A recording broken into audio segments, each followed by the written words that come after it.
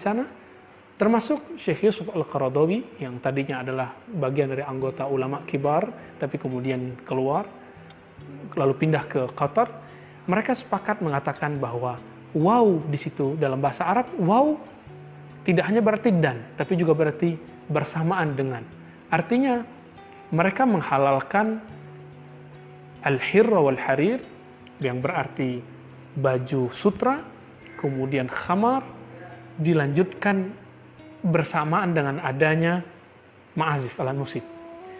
Arti dari hadis ini bahwa musik tidak diharamkan karena zatnya, tapi musik diharamkan karena digunakan orang-orang untuk dugem, untuk campur baur laki perempuan, buka aurat, tari, telanjang, na'udzubillah min dzalik, seperti yang terjadi di beberapa tempat yang menjadi pusat maksiat pada zaman ini. Nah, diharamkan musik bukan karena zat musiknya, tapi karena dia ada di saat ada yang haram yang lain yang menyertainya. Ini penjelasan para ulama. Maka waw di situ diartikan waw ma'iyah, waw bersamaan dengan. Seandainya tidak ada itu, maka musik menjadi halal. Sebagaimana hadis yang akan kita bahas pada setelah ini. Imam Ibnu Hazm berdalil dengan hadis yang akan kita sebutkan penggalannya berikut ini, bahwa satu kali Sayyiduna Abu Bakar As-Siddiq radhiyallahu ta'ala anhu memasuki atau melewati rumah Nabi SAW yang merupakan menantunya. Abu Bakar adalah menantu Nabi karena anaknya, putrinya adalah istri Nabi SAW. Waktu itu hari raya, fi yaumil Aid. Di saat itu Nabi SAW dan istrinya membiarkan ada dua orang perempuan gadis yang sedang bermain musik dan bernyanyi. Maka Abu Bakar ketika melihat itu, fanaharahuma. Disebutkan dalam hadis ini, Abu Bakar melarang keduanya dan dikatakan oleh Abu Bakar, abi mazmuri syaitan fi baiti Rasulullah SAW.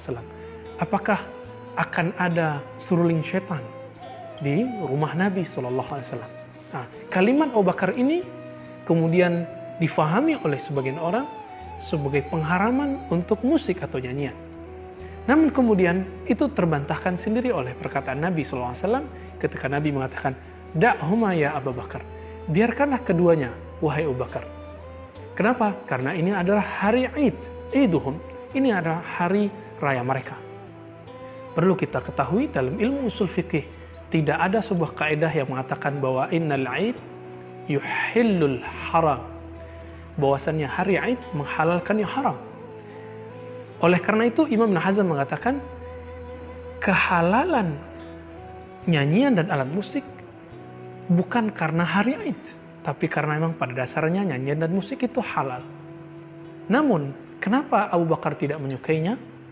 Disebut seruling syaitan karena jika orang bermain musik, mendengarkan musik, bernyanyi, mendengarkan nyanyian, melebihi waktu dia mendengarkan Al-Quran, mendengarkan hikmah-hikmah dari Allah, Rasulullah, dan para ulama, dan membaca tasbih, berzikir, bertahajud, bermunajat kepada Allah, melebihi semua itu, maka nyanyian, bermusik itu adalah seruling syaitan.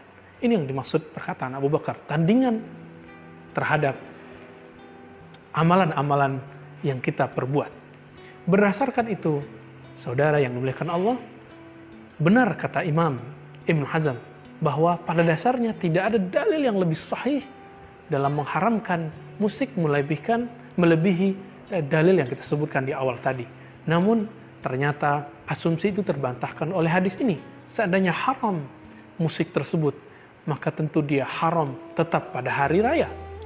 Walaupun hari raya dia mesti haram. Bukan berarti dia menjadi halal karena hari raya.